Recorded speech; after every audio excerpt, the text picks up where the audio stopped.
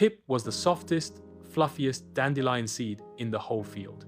He sat atop his stem, a tiny, round puffball, surrounded by his brothers and sisters. While they swayed in the breeze, dreaming of flying, Pip held on tight. He loved his home.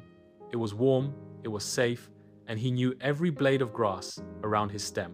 The thought of floating away into the great, big world filled him with a nervous flutter. One evening, as the sun dipped below the hills, the wind began to stir.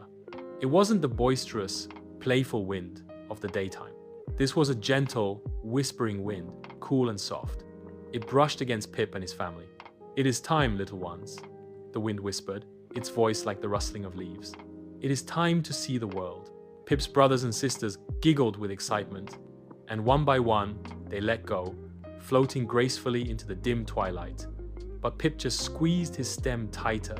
"I can't," he whispered to the wind. "I'm scared." The wind didn't blow harder. Instead, it grew even softer, wrapping gently around Pip. "Oh, Pip," it sighed, its voice full of kindness. "There is nothing to be afraid of. Letting go is not about being scared. It is about trust. The world is a wonderful place, and I will be your guide."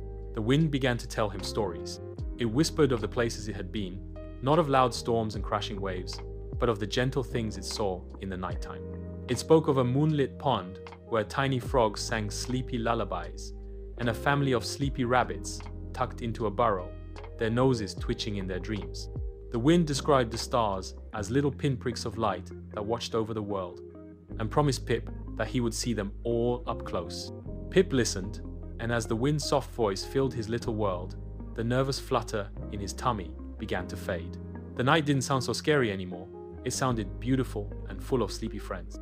He realized he didn't have to do this all alone. He had the wind, a kind and constant friend, to hold him and show him the way. With a final, deep breath, Pip finally let go. He felt a soft lift, a gentle sway, and then he was floating, higher than he had ever been before. He wasn't scared at all. The wind held him safe and sound, and the stars winked down at him. Pip felt happy and peaceful as he drifted off to sleep, tucked securely in the gentle breeze, dreaming of all the new friends he would meet in the morning.